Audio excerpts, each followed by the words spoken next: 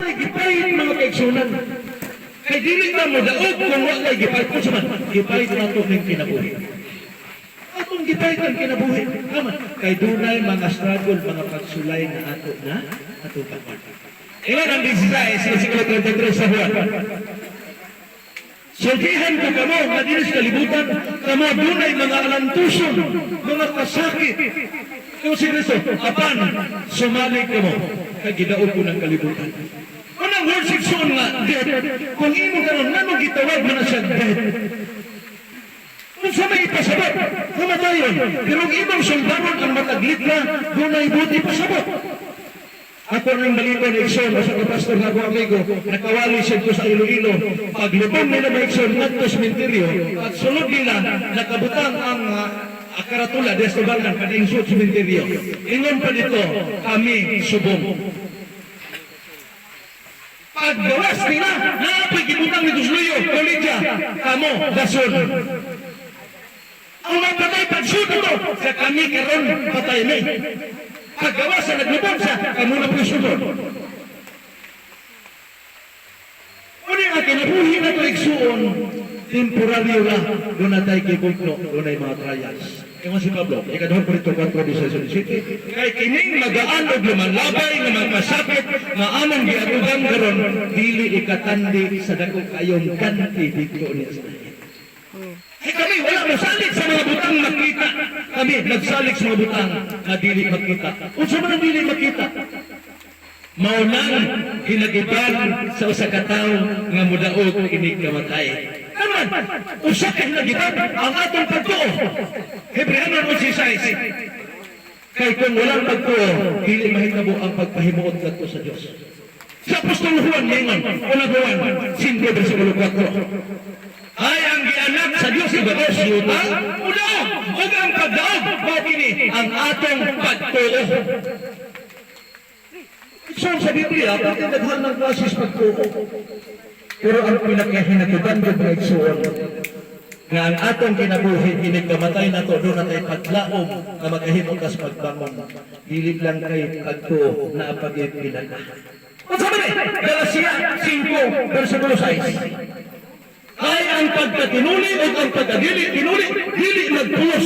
O sa may mapuslanon, iyong mo siya ang pagtuo na nagabuhan o ban sa gugma. O ni mga igsoon, ang atong paglaon, sigaw kording sa nagkinabuhi ako, nagtanaw, kung ako'y paggraduhon, sigaw kording, dili terpit. Ay masin ako, dili ko, mapasalig nga, ako na perfect, ako na perfect man ta. Wala na kasing pagaw. Akong anak, akong kailungunan, kung balik sa pag-alagad, ay gusto ko, mag-uban na niya ka. Isa pa, mabalik ko simba, basta mataron ako. Gusto mo may pulos, umatog ang simbahan, mataron na ka. Ako ba din naman magsimbahan, kay mahadlok, masangit ko ng sungay. Ay, kayo na rin mabalik. Yun ako, nananakansit na, pilit na mga. Naman, kay magpabilin ka rin kasita, magpabilin yun na ang atong target na mahimot ang hingpit. Kaya mo na maglasing ko, pusa ka mo, magmahingpit. Ingon na yung amahan sa langit hingpit. Kanang tulong, magmahingpit. Luna tayo kalabuton, inikamatay na to. Dito ang grado, ganilako. Nakaroon niya na ka mo alagad, mataroon na ka, mamatay ka doon na. Wala na, naingon ang awit, usa kalakang ra, kamatayon na. Kunya ang kamatayon na balay, importante nga ibinsa itong kinabuhi kay kalabutan. Una ang date, mga ikso na po, gining gibalik-balik.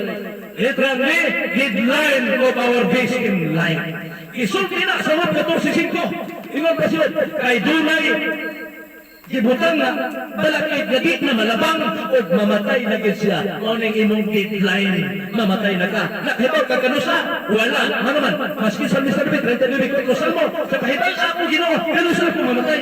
Wagit kay boss Ginoo gaw. Wagit kay bawa. Andam-andam lang, ay moabot ng imong deadline.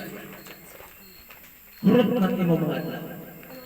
Hurot na, kay doon na tayo deadline. Ito lang as in eagle, ang expiration of all transaction. impas na ng transaksyon. Kapitan ka, ining tuwiga, pag mamatay ka, di na ka kapitan. Si Kapitan Bogol, pag kamatay, ipulihan sa ikiksuo. Karon ang nagpapatay, gawas na. Pero nagtuwa pa sila na di na sila mamatay, apas ihapon sila. Kung nilakakuyaw naman, Hebrehano 9:27, kay ang matapos sa katao, ginbutman sa Diyos na mamatay, o tapos din, hukman siya sa Diyos. Nagkaroon pa lang buhin pa na. Kailangan magkinabuhi ka, subay siya'y kabubuton ko naman. Ikadhong Krito 5:10, kaya matakusa, mga tutang sokman ni Kristo. Ano sa man yan mamatay? No, karoon sa nagkinabuhi pa namatay sunan. O na ito sa 5:29, amo, nagsusis kasulatan, kay kamo, nagunahunang man, na pinaagi ni makabaton, kamo kinabuhi kayo. Nani, kini ang nagpahimatuod ko na ako. Kini, usa sa mga hinagiban mga iksuon sa atong pagdaog ang pulong sa Ginoo. Isaias 40 versikulo 8, katong bulag, katong sakop, mga larat, mga matay, apan ang akong pulong, dili kayo mamatay, dili kayo maladas. Unang si Abel Mason, namatay na, pero hanggang karon, buhay pa. Hebrehano 11:4, si Abel, patay na, apan hanggang karon, nagsulti paghapon. Wala siya, wala sultanan, pila na kabikata, pero inong Biblia, buhay paghapon. Ano man, kay dala niya ang hinagdiman, amo ang pulong sa Diyos na mukha, buhay niya. Pag-abot ko niya sa Diyos na tapusan nga mauning atong paglaom ng Diyos. Unang magsubot man pa, tungod sa kamatayon sa atong minahal, ato na lang kong bawion. Kaya gawin ang itang malipay pagpasalamat sa Ginoo kay nidaog na. Kumusta ka kita? Ngani amas ka na ito. Magkadaog bakit ka. Ito na yung mga pagsulay, magas magnato. Kunya, ang akong kinabuhi, limitado mga igsunan.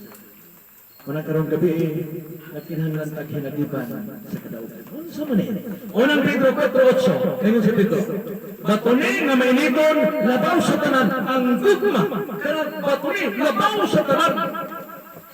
Kanang labaw sa tanan, ako ni pinaka-importante gawin sa natong mabatan. Ang sa, ang gugma. Naman, kay ang gugma, kay Pedro, mapasaylo sa daghang kapakyasan. So kita, magkasala man, mamatay man ta, pag-abot sa panahon kung ang hinagiban, mao ang gugma madala na to, doon na tayo siguradong kadaugan. Unang Korinto 13, versikulo 13, karon magpabilin-bilin ko tulo, ang pagtuo, ang paglaok, o ang gugma, o ang pinakadako mo ang gugma. Wala atong programa mga igsuon sa YouTube, wa ko magprograma kung sa may mga pangalan, kung dili akong gibutan, tricks apa, lano sa gugma sa Diyos. Ano man? Para sa tanan ang kaluwasan. Mukhang may nga, o di mo musunin ang among pundok, di mo maluwas na, ang maluluwas do ang pundok. O di mo musunin ang among simbahan, di mo maluwas na, ang maluluwas simbahan. Bakit malawanan? Lucas 3:6, tingnan ang Biblia, ang kaluwasan alang sa tanang tao. Munang hinagiban na ginala ni Kristo pag-aris kalibutan. Unang 3:16, for God so loved the world that He gave His only begotten Son, for whosoever believeth in Him should not perish but have everlasting life. Unang, ang expiration of all transaction. Mato pa sa litra nga na mga igsoon, apple, as an apple. Acceptance. Jesus Christ before dying. Pagdawat ng Kristo, usang ka mamatay naman. Kaya si Kristo mismo, iimo ni Pablo, alang ako ang pagkabuhi, mo si Kristo, inig namatay kadaugan. Kunang, atong gawatan sa Kristo. Kunya, usap ang pagsulay atong magyan, litrang D. Let us trust the Lord. Atong isalig ang atong kinabuhi na Diyos Ginoo. And the rest obliterates exol ang gisad unang Juan 2:25. Ang iyang gisad kaninyo mao kini ang kinabuhing walay katapusan. So dinhi na mo mangkon. Pinaagi lang sa paghigugma sa atong Ginoo, mao ni atong hinagiban. Juan 14:15, kung nahigugma kamo kanako, bantayi, tunana ninyo ang akong mga sugo. Kung sa'yo magkuha sa tao, kung iyan isundon, Juan 12:50, ako na sayod ang kahulugan sa kasuguan, kinabuhing walay katapusan. Kung walang direction sa libro sa Mormons, makita niyo sa ilang libro na gitawag o Book of Mormons, Mosiah chapter 12, verse 21, I know if you obey the commandment, the 10 commandments, you shall be saved. Giklaro nila sa mga Mormons. Ilan ang Biblia. Kunya, pag-ingon dito sa 13:16, remember the Sabbath day to keep it holy. Ano man, usani, sa paagi nga ikaw makitang nahigugma sa Diyos. Usani sa mga ilahanan, dili ng karatula, di ng reliyon, kung dili ang pagkamatinumanon sa iyang kabubuton, mahimong na ito, armas mag-ekson para sa kadaugan. Sa di pag-itumuringkod, gusto na kong i-share sa inyo mga kaigsunan ang usa ka kasugilanon. Susihan lang ninyo kung pananglitan, di manitinuot. Kaya doon na may tawag yung sunod, Bible story, katuuhan bili, kapantuon na lang karoon madali. Pero isuway na ninyo ko research, kaya ako ni nadunggan mga kaigsunan. Wa man po ko makanto sa mga lugar, pero ako ni nadunggan, gusto lang ako kuhaan o puntos mga kaigsunan. Ito po mga kaigsunan sa Thailand o sa Burma, tunay na kong away ng hitabo. Kikinahanglan gid silang mag-away aron mahibaw ang kinsay mo daog. Ano gyud ako basta